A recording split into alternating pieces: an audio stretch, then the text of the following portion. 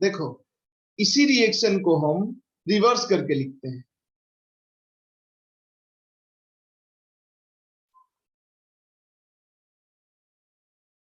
Copper solid plus zinc +2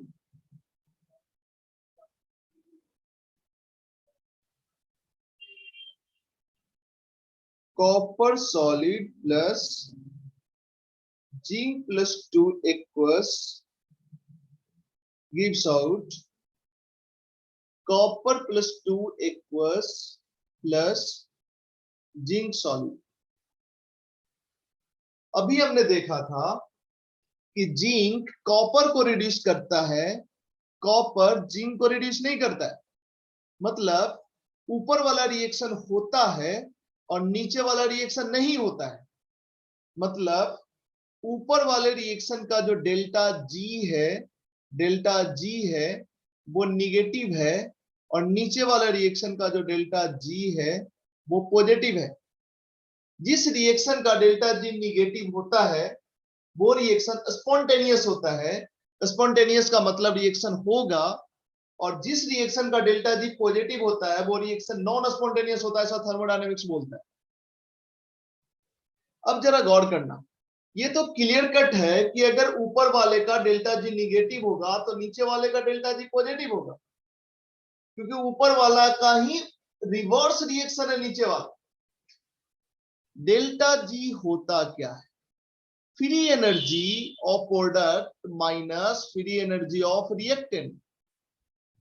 तो यहां पे ये प्रोडक्ट है और ये रिएक्टेंट है, तो प्रोडक्ट माइनस रिएक्टेंट करोगे तो यहां पे ये निगेटिव आएगा।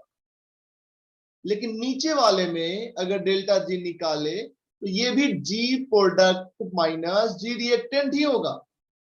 लेकिन यहां प्रोडक्ट के जगह पे ऊपर वाला रिएक्टेंट है, तो इस केस में ये क्या आ जाएगा? पॉजिटिव आ जाएगा। कहने का मतलब ऊपर वाले रिएक्शन का डेल्टा जी अगर निगेटिव है तो नीचे वाले का गारंटेड पॉजिटिव होगा, और जिसका डेल्टा जी पॉजिटिव होता है वो नॉन स्पॉन्टेनियस रिएक्शन होता है, और जिसका डेल्टा जी निगेटिव होता है वो स्पॉन्टेनियस रिएक्शन होता है। जो लोग थर्मोडायनेमिक्स नहीं पढ़ा है वो आगे पढ़ाएंगे, लेकिन इतना तो बहुत बार यूज हुआ है कि डेल्टा जी निगेटिव होगा तो रिएक्शन होगा, डेल्टा जी पॉजिटिव होगा तो रिएक्शन नहीं होगा। ये तो केमिकल इक्विलिब्रियम, आयनिक इक्विलिब्रियम और भी कई जगह यूज हुआ है, तो इतना समझोगे। और डेल्टा जी का मतलब फ्री एनर्जी चेंज, मतलब free energy of product minus free energy of reactant.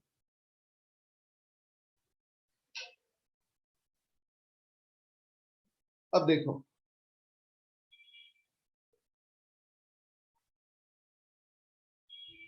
देखो अब बदलते हैं कॉन्सेप्ट को, थोड़ा आगे बढ़ाते हैं, आगे के कॉन्सेप्ट पे आते हैं। इसको हटाते हैं जो यहाँ पे हमने लिखा हुआ है।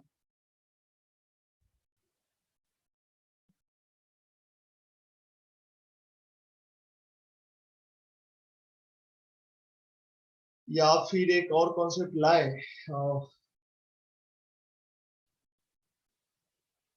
अच्छा, ऐसा रिएक्शंस देखे हो जो दोनों डायरेक्शन में होता है? केमिकल इक्विलिब्रियम का रिएक्शन नहीं, यस सर। तो वो दोनों डायरेक्शन में कैसे होता है? जब एक डायरेक्शन में डेल्टा जी निगेटिव होगा तो दूसरे डायरेक्शन में तो डेल्टा जी पॉजिटिव होगा, फिर दोनों डायरेक्शन में कैसे होता है?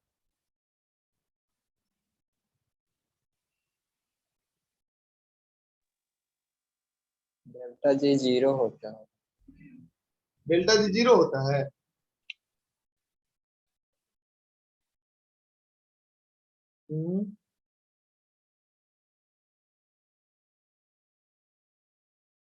बताओ। कई बार ऐसा तुम देखे होगे कि A+B गिव्स आउट C+D लिख देते हैं हम लोग, इक्विलिब्रियम का साइन दे देते हैं, बोलते हैं रिएक्शन फॉरवर्ड भी जा रहा है और रिएक्शन बैकवर्ड भी आ रहा है। मतलब A+B मिलके C+D भी बनेगा, और किसी दूसरे रिएक्शन में C+D मिलके A+B भी बनेगा। ये ऐसे कैसे होगा? जब A+B मिलके C+D बनेगा, इसका डेल्टा जी निगेटिव होगा, तो C+D मिलके A+B बनेगा, उसका डेल्टा जी तो पॉजिटिव होगा। तो फिर ये दोनों डायरेक्शन में रिएक्शन क्यों होता है? इसको हम छोड़ देते हैं, इसको सोचना जरा, उसके बाद हम बात करेंगे। अगले दिन आ ही जाएगा, इसका जरूरत पड़ जाएगा आगे के रिएक्शंस में।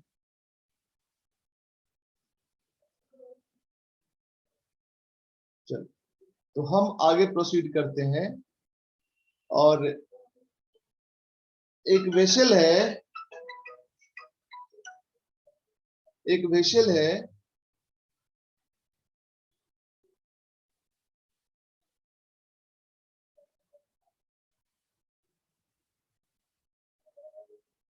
वेसल के अंदर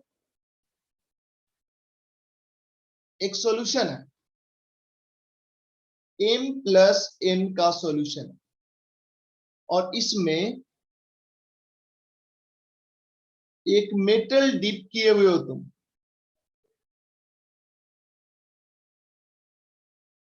एक मेटल डिप किए हुए हो। तो होता क्या है, ये मेटल से,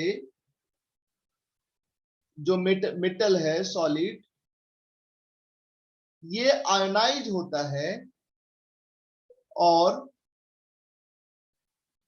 m+n इलेक्ट्रॉन ये होता है। कहने का मतलब कि ये जो मेटल है, मेटल को अगर m+n के एक को सॉल्यूशन में डिप किए, तो ये जो मेटल है ये सॉल्यूशन में, इसका कुछ पार्ट सॉल्यूशन में जाएगा m+n बन के, और n इलेक्ट्रॉन रिलीज हो जाएगा। ये जो रिलीज इलेक्ट्रॉन है ये इस प्लेट पे जमा हुआ रहेगा।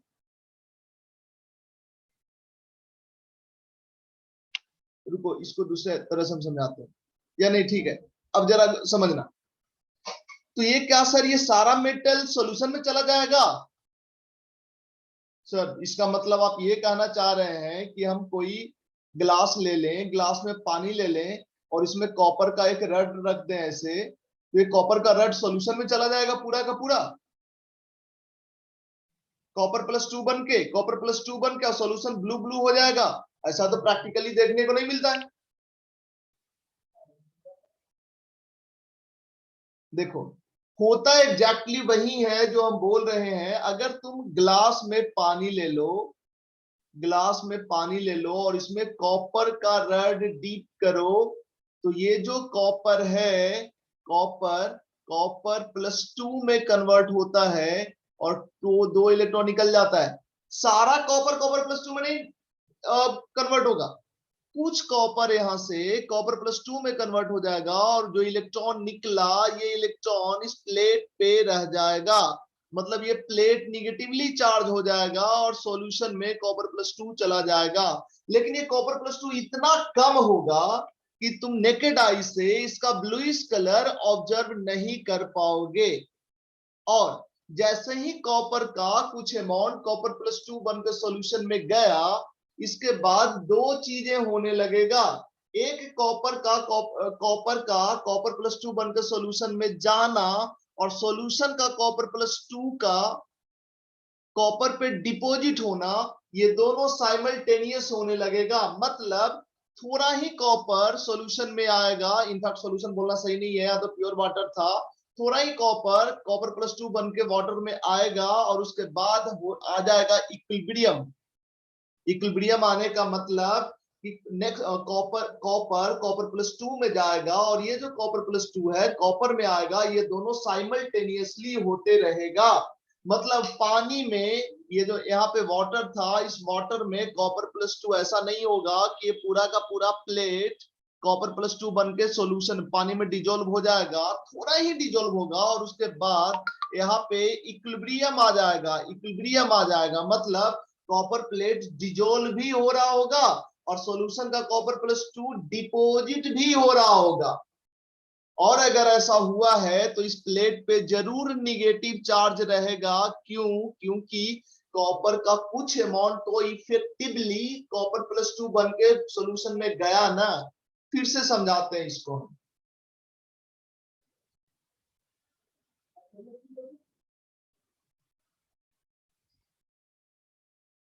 देखो, समझना,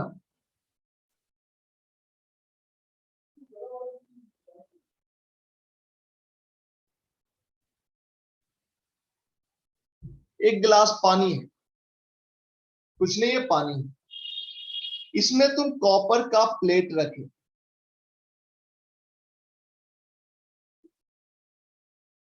होगा क्या? ये कॉपर का प्लेट है, तो जो कॉपर सॉलिड है, ऑफ कोर्स प्लेट है तो सॉलिड है, इसका कुछ पोर्शन, बहुत थोड़ा अमाउंट, बहुत छोटा अमाउंट इधर इधर इधर किनारे से सब क्या होगा, इस पानी में चला जाएगा। पानी में कॉपर कभी नहीं जा सकता, कॉपर जब जाएगा जब कॉपर प्लस 2 बन के, कॉपर प्लस 2 एक्वस बन के पानी में चला गया। ये बहुत कम अमाउंट जाता है, ऐसा नहीं कि तुमको थोड़ा देर में ब्लू कलर दिखने लगेगा इस वाटर का, नहीं दिखेगा ब्लू कलर, क्योंकि कॉपर प्लस 2 बहुत कम गया है। अब बहुत कम गया है, लेकिन जो कुछ भी गया तो इसमें, अब देखो क्या होगा। अच्छा, कॉपर कॉपर प्लस 2 बन के चला गया सॉल्यूशन में, वाटर में, बाकी इसका इलेक्ट्रॉन कहां गया? ये इलेक्ट्रॉन, आयुष बताओ, ये इलेक्ट्रॉन कहां गया? सर प्लेट पे ही डिपॉजिट प्लेट हो गया। पे रहेगा, इलेक्ट्रॉन सॉल्यूशन में कभी नहीं जाएगा, प्लेट पे रहेगा, मेटेलिक बॉडी में रहेगा। अच्छा, अब होगा क्या, ऐसे ही कंटिन्यूअसली होता जाए होता जाए होता जाए, तब तो सारा कॉपर डिजोल्व हो जाए, लेकिन ऐसा होगा नहीं, बहुत थोड़ा अमाउंट सॉल्यूशन में जाएगा, और उसके बाद क्या होगा, दो चीज एक साथ होने लगेगा, इस कॉपर का कॉपर 2 में कन्वर्ट होना, और जो कॉपर प्लस 2 है वो कॉपर में कन्वर्ट होना, ये दोनों साइमल्टेनियसली होने लगेगा। तो एक टाइम आएगा कि कॉपर का कॉपर प्लस 2 में कन्वर्ट होने का रेट और कॉपर प्लस 2 का कॉपर में कन्वर्ट होने का रेट दोनों बराबर हो जाएगा, मतलब इक्विलिब्रियम आ जाएगा। मतलब क्या हुआ, मतलब ये हुआ कि इक्विलिब्रियम आने के बाद कॉपर प्लस 2 का कंसंट्रेशन सॉल्यूशन में जो कुछ है वही रहेगा, वो चेंज नहीं होगा। मतलब ये जो कॉपर का प्लेट, जो कॉपर का प्लेट जो वाटर में डिप किए हो, ये कुछ हद तक कॉपर प्लस 2 वाटर में डिजोल्व करेगा, बहुत थोड़ा अमाउंट डिजोल्व करेगा और इक्विलिब्रियम में आ जाएगा। लेकिन इक्विलिब्रियम में आया है, बहुत थोड़ा ही अमाउंट कॉपर प्लस 2 का सॉल्यूशन में भेजा है, जिस पानी में भेजा है, जिसके कारण कुछ इलेक्ट्रॉन तो यहाँ पे जरूर बच गया है। ठीक है, तो ओवरऑल क्या हुआ, किसी मेटेलिक प्लेट को पानी में ही डीप करोगे तो उस मेटेलिक प्लेट पे इलेक्ट्रॉन आ जाएगा और उस मेटल का कुछ आयन पानी में चला जाएगा, ये बहुत कम अमाउंट होगा, और इसी में इक्विलिब्रियम आ जाएगा, मतलब फर्दर और मेटल सॉल्यूशन में नहीं जाएगा। एक चीज मेरे को बताओ, आयुष बताएगा, कि अगर इस बीकर में पहले से ही हम कॉपर प्लस 2 रखे रहते, कॉपर प्लस 2 का ही सॉल्यूशन होता ये, मतलब कॉपर सल्फेट ले लेते या कॉपर नाइट्रेट ले लेते, तो इस सॉल्यूशन में कॉपर प्लस 2 तो है, इसमें हम कॉपर का प्लेट को रखते, कॉपर के प्लेट को डिप करते, तब क्या होता, तब भी यही चीजें होता, बट ये होता कि कॉपर जो मेटेलिक कॉपर से सर कॉपर सॉल्यूशन निकल, ब्लू हो जाता। नहीं, ये तो मेटेलिक प्लेट नहीं रखता तब भी ब्लू होता, नहीं होता ब्लू, कॉपर प्लस 2 का सॉल्यूशन ले ही लिए होता तो ब्लू है ही ना। Yes sir. अब इसमें कॉपर का प्लेट अगर रखते हो तो क्या होगा, तो क्या यहाँ पे कॉपर सॉलिड और जो पहले से कॉपर प्लस 2 है, इसके बीच में इक्विलिब्रियम अभी भी आएगा या नहीं आएगा? आएगा। आएगा, है ना। तो चलो, अगर आएगा इक्विलिब्रियम तो ध्यान देना, ये अलग बात है कि इसमें रुको, अब ज्यादा कंफ्यूज नहीं करते हैं, आगे बढ़ाते हैं। देखो, कभी भी किसी भी मेटल के प्लेट को, किसी भी मेटल के प्लेट को मेटल के ही सॉल्यूशन में डीप करेंगे, एम मेटल हमने मान लिया है और एम मेटल का ही सॉल्यूशन है, इसमें डीप किया हुआ है, तो यहाँ पे एक इक्विलिब्रियम रहेगा। यहाँ पे दो पॉसिबिलिटी होगा, क्या क्या होगा, जो एम मेटल है ये कन्वर्ट होगा m+n में और n इलेक्ट्रॉन रिलीज होगा। और दूसरा पॉसिबिलिटी ये है कि m+n जो कि सॉल्यूशन में है इलेक्ट्रॉन लेके किसमें कन्वर्ट होगा, m सॉलिड में।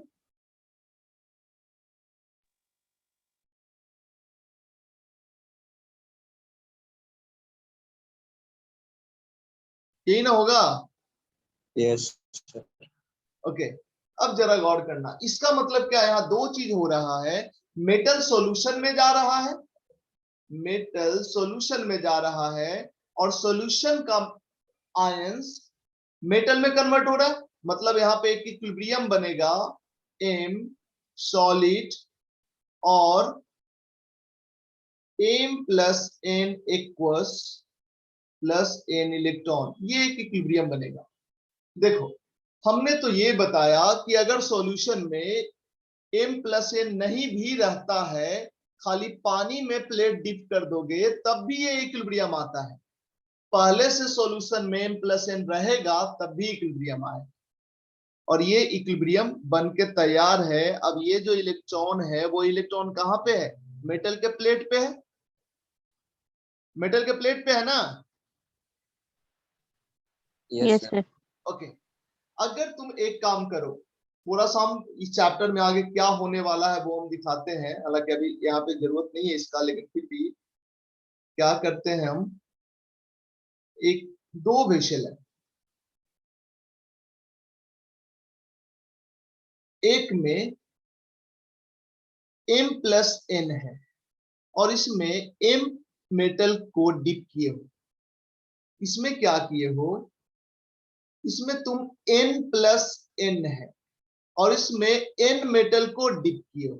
अब मेटल का नाम नहीं दे रहे हैं, जनरल ले रहे हैं m और n।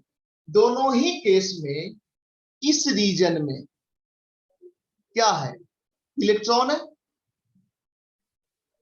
क्योंकि यस सर। इसमें m+n और n इलेक्ट्रॉन के बीच में इक्विलिब्रियम आया है, और यहां पे n+n और n इलेक्ट्रॉन के बीच में इक्विलिब्रियम आया है। अब कोई बताओ तुम में से यहां सर पे वहां पे m इलेक्ट्रॉन होगा। हाँ, कहाँ, यहाँ पे, सर यहाँ यहाँ पे, पे यहाँ पे m n बोल रहा है, इलेक्ट्रॉन। नहीं नहीं सर, बगल वाले में। यहाँ पे। अरे इससे क्या फर्क पड़ता है, कुछ भी ले लो ना, है ना। नहीं समझा, ये जितना इलेक्ट्रॉन इससे निकलेगा वो यहाँ रहेगा। n तो एक वेरिएबल है ना, हम एलिमेंट की, यस सर, समझ गए सर। है ना। अब जरा ध्यान देना, यहां पे इलेक्ट्रॉन है, यहां पे भी इलेक्ट्रॉन है, कहां पे इलेक्ट्रॉन ज्यादा है ये अभी नहीं बताया जा सकता है। ये इस बात पे डिपेंड करेगा कि इसका इक्विलिब्रियम कांस्टेंट ज्यादा है कि इसका इक्विलिब्रियम कांस्टेंट ज्यादा है। इमेजिन करो कि इस इक्विलिब्रियम का इक्विलिब्रियम कांस्टेंट ज्यादा है। इक्विलिब्रियम कांस्टेंट ज्यादा होने का मतलब रिएक्शन फॉरवर्ड ज्यादा गया है और ये रिएक्शन फॉरवर्ड कम गया है, तो यहां पे इलेक्ट्रॉन ज्यादा है और इस यहां पे इलेक्ट्रॉन कम है। इक्विलिब्रियम कांस्टेंट पे डिपेंड करेगा कि कहां पे इलेक्ट्रॉन ज्यादा है, और ये n के वैल्यू पे डिपेंड करेगा कि कहां पे इलेक्ट्रॉन ज्यादा है। बट ये दोनों में से कहीं तो इलेक्ट्रॉन ज्यादा रहेगा ना भाई, दोनों जगह इलेक्ट्रॉन बराबर हो ये जरूरी तो नहीं है। समझ रहे हो इसको। Yes sir. अब अगर इस दोनों के बीच में कोई वायर कनेक्ट कर दे हम, या यहां पे बल्ब लगा दे,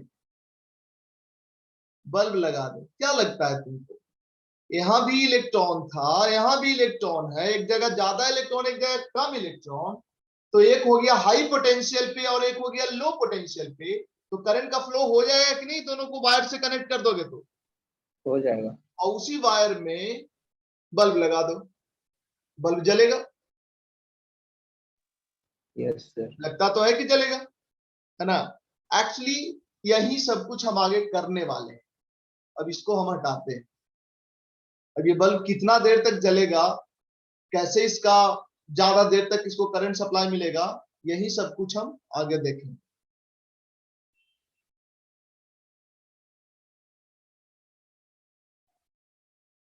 अब जरा गौर करो, कुछ टर्म्स देख लेते हैं। जैसे इलेक्ट्रोड किसको बोलते हैं? Electrode,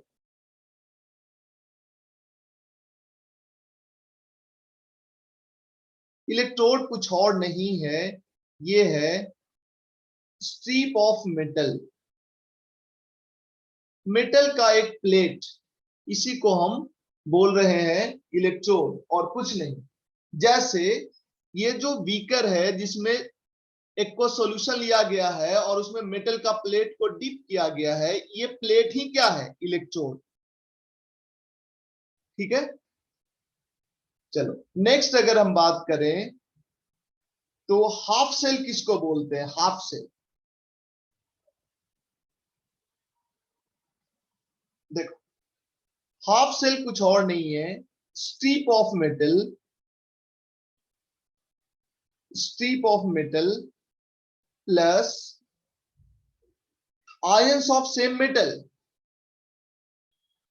ions of same metal, इसी को बोलते हैं हाफ सेल। मतलब साफ है, ये मेटल का प्लेट को इसमें क्या है? इसी मेटल का आयंस है इसमें, तो इस आयंस को और इस मेटल के प्लेट को कलेक्टिवली, मतलब इस पूरे सेटअप को कलेक्टिवली हाफ सेल बोलते हैं। हाफ सेल, इस पूरे सेटअप को हाफ क्यों बोलते हैं? तो अभी तुम देखे थे, अभी हमने कुछ इस तरह का डायग्राम बनाया था, इस तरह का, और इस दोनों को जोड़ा था, बल्ब लगाया था यहां पे, तो बल्ब जला था, तो ये इनफैक्ट हाफ सेल हुआ और ये हो गया सेकंड हाफ सेल। मतलब दोनों हाफ सेल मिलके एक सेल बनेगा। ठीक है, तो हाफ सेल कुछ और नहीं है, स्ट्रिप ऑफ मेटल और आयन ऑफ सेम मेटल, यही है हाफ सेल जनरली। अब देखो ऐसे ऐसे ही कुछ टर्म्स देखते हैं। इलेक्ट्रोड किसको बोलते हैं? इलेक्ट्रोड हमने देख लिया, इलेक्ट्रोड किसको बोलते हैं। इलेक्ट्रोड जो होता है वो दो टाइप का होता है। इलेक्ट्रोड एक को बोलते हैं, क्या क्या बोलते हैं? दो तरह का इलेक्ट्रोड होता है, क्या क्या है? Anode and cathode. Anode and cathode. एक को बोलते हैं एनोड और एक को बोलते हैं कैथोड। कैथोड उस मेटेलिक स्ट्रिप को बोलेंगे जिस प्लेट पे, उस मेटेलिक प्लेट को कैथोड बोलेंगे जिस प्लेट पे रिडक्शन होगा, जिस प्लेट पे रिडक्शन होगा उसको कैथोड बोलेंगे, और जिस प्लेट पे ऑक्सीडेशन होगा उसको एनोड बोलेंगे। अभी हम देखे थे कुछ इस तरह का सेल का डायग्राम, जिसको हम आगे डिटेल में पढ़ने वाले हैं, और यहां से हम वायर कनेक्ट किए थे, यहाँ बल्ब जला था, तो इसमें इलेक्ट्रॉन अगर इस तरह से फ्लो हो रहा है इलेक्ट्रॉन, तो यहाँ पे पक्का ऑक्सीडेशन हो रहा होगा और यहाँ पे रिडक्शन हो रहा होगा, क्योंकि यहाँ पे इलेक्ट्रॉन कंज्यूम हो रहा है और यहाँ से इलेक्ट्रॉन निकल के जा रहा है, तो पक्का यहाँ पे ऑक्सीडेशन हो रहा होगा। जिस प्लेट पे ऑक्सीडेशन होगा, जिस इलेक्ट्रोड पे ऑक्सीडेशन होगा उसको एनोड, और जिस प्लेट पे रिडक्शन होगा उसको कैथोड बोलेंगे।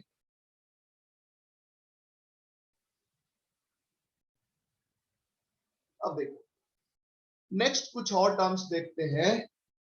अच्छा एक और चीज बता दें हम, कई बार ये हाफ सेल किसको बोल रहे हैं? Strip of metal plus ion of same metal. कई बार इसको क्या बोला गया? इलेक्ट्रोड। और इस पूरे सेटअप को क्या बोला गया? Half sale. कई बार इस पूरे सेटअप को ही इलेक्ट्रोड बोल दिया जाता है, मतलब ये प्लेट प्लस सॉल्यूशन, ये मिला के भी कई बार इलेक्ट्रोड बोल दिया जाता है। अब समझना, इलेक्ट्रोकेमिकल सेल क्या होता है? इलेक्ट्रोकेमिकल सेल, इसको हटाते हैं, जो भी बोर्ड पे लिखा हुआ है उसको हम हटाते हैं।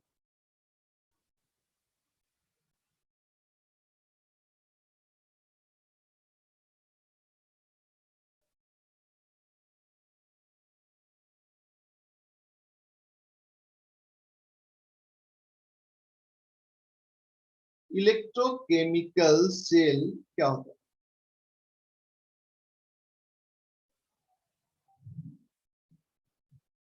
देखो, इलेक्ट्रोकेमिकल सेल, इलेक्ट्रोकेमिकल सेल एक सेल है। सेल, सेल मतलब क्या? कुछ नहीं, डिवाइस। इनफैक्ट ये जो हम एक बीकर जिसमें सॉल्यूशन ले लिए और इसमें मेटल का प्लेट ले लिए, इधर दूसरा बीकर इसमें सॉल्यूशन ले लिया और इसमें मेटल का प्लेट ले लिए, कलेक्टिवली ये दोनों मिलके एक सेल बन गया। सेल कभी सुने नाम? टॉर्च, टॉर्च के अंदर सेल होता था। एक्चुअली टॉर्च के अंदर सेल हुआ, जिसको बैटरी, बैटरी, बैटरी और सेल में मोरलेस एक ही चीज है, मोरलेस एक ही चीज है। कई सारे सेल्स मिलके बैटरी बनता है इनफैक्ट। तो सेल मतलब जो टॉर्च में सेल है, घड़ी में सेल है, हम उसी सेल की बात कर रहे हैं, उसी टाइप के सेल की बात कर रहे हैं। तो इलेक्ट्रोकेमिकल सेल क्या है? दो तरह का होता है। एक वो इलेक्ट्रोकेमिकल सेल जिसमें रिएक्शन के कॉस्ट पे इलेक्ट्रिसिटी जनरेट होता है, और एक वो इलेक्ट्रोकेमिकल सेल जिसमें इलेक्ट्रिसिटी के कॉस्ट पे रिएक्शन होता है। दो तरह का सेल हुआ। क्या क्या बोल दिया सर, समझ नहीं आया, समझाते हैं। थोड़ा सा एनसीईआरटी पढ़ोगे, इन टर्म्स का डिफिनेशन वहां मिल जाएगा। इलेक्ट्रोकेमिकल सेल दो टाइप का, एक हो गया गैल्वेनिक सेल, गैल्वेनिक सेल, और एक को बोलेंगे इलेक्ट्रोलाइटिक सेल।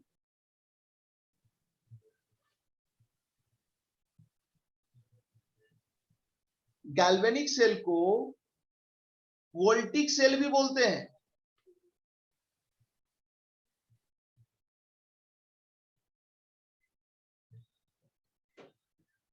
ध्यान देना, इलेक्ट्रोलाइटिक सेल कौन है और गैल्वेनिक सेल कौन है, ध्यान देना। जिस सेल में केमिकल रिएक्शन के कॉस्ट पे इलेक्ट्रिसिटी जनरेट होता है उसको बोलते हैं गैल्वेनिक सेल, और जिस सेल में इलेक्ट्रिसिटी के कॉस्ट पे केमिकल रिएक्शन होता है उसको बोलते हैं इलेक्ट्रोलाइटिक सेल। तुम अपने नियर बाई जितना भी सेल तुम्हारे दिमाग में आ रहा होगा, मोबाइल फोन का सेल, मोबाइल फोन में जो बैटरी होता है वो, टॉर्च का बैटरी, घड़ी का बैटरी, ये सब किस टाइप का सेल है? गैल्वेनिक या इलेक्ट्रोलाइटिक? ये सब में क्या होता है? इलेक्ट्रिसिटी के कॉस्ट पे केमिकल रिएक्शन होता है कि केमिकल रिएक्शन के कॉस्ट पे इलेक्ट्रिसिटी जनरेट होता है? केमिकल रिएक्शन के कॉस्ट पे इलेक्ट्रिसिटी जनरेट होता है।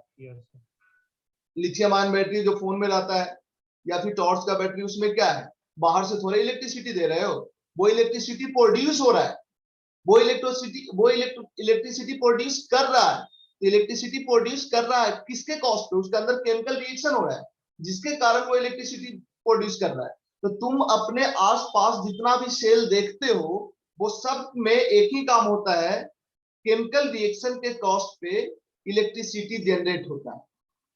तो वो सब गैल्वेनिक सेल का एग्जाम्पल है। और अगर इलेक्ट्रोलाइटिक सेल की बात करें तो ये सेल जनरल लाइफ में तो नहीं दिखता है, लेकिन ऑर्गेनिक में तुम कई जगह पे देख चुके हो। ध्यान दो, जब तुम इलेक्ट्रोलिसिस करते हो, इलेक्ट्रोलिसिस, कोलवे इलेक्ट्रोलिसिस, याद है कोलवे इलेक्ट्रोलिसिस? क्या करते थे कोलवे इलेक्ट्रोलिसिस में?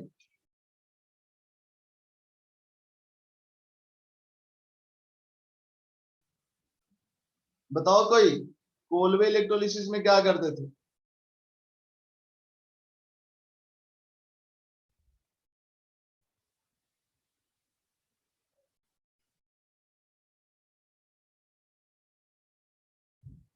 सिंपली बताओ। कोलवे इलेक्ट्रोलिसिस में क्या करते थे, देखो क्या करते थे, कोई भी कार्बोक्सिलिक एसिड का सॉल्ट ले लेते थे, जैसे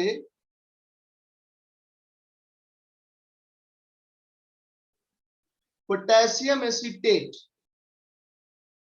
इसका एक्वस सॉल्यूशन ले लेते थे, इसका एक्वस सॉल्यूशन यहां पे ले लिया हमने, ये एक्वस सॉल्यूशन है पोटेशियम एसीटेट का, और उसमें 2 प्लैटिनम का प्लेट लगा देते थे, प्लैटिनम का प्लेट, और उसके बाद यहां पावर सप्लाई दे देते थे, इलेक्ट्रोलिसिस। और होता ऐसा करने से हो क्या जाता था, ये कन्वर्ट हो जाता था इथेन में, CO2 में, H2 में, NaOH में, इसको बोलते थे कोलवे इलेक्ट्रोलिसिस।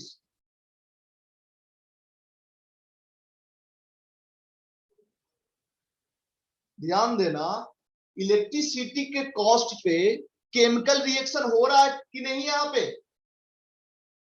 इलेक्ट्रिसिटी के कॉस्ट पे ये कंपाउंड किस कंपाउंड में बदल रहा है, केमिकल रिएक्शन हो रहा है इलेक्ट्रिसिटी कॉस्ट पे। ये बैटरी हटा दोगे तो ये सब कुछ ना होगा। हमने ये भी बताया था कि ये गैस एनोड पे रिलीज होगा या कैथोड पे रिलीज होगा, ये गैस कहां रिलीज होगा, ये कहां रिलीज होगा, ये कहां बनेगा, ये सब बताया था, और अभी नहीं बताएंगे। अभी केवल ये बताना चाह रहे हैं कि ये जो सेल हमने बनाया है, इस बैटरी को छोड़ दो, इस बैटरी को छोड़ दो, तो बाकी जो सेटअप है ये इलेक्ट्रोलाइटिक सेल का एग्जांपल है। इसमें इलेक्ट्रिसिटी के कॉस्ट पे केमिकल रिएक्शन हो रहा है, तो ये है इलेक्ट्रोलाइटिक सेल।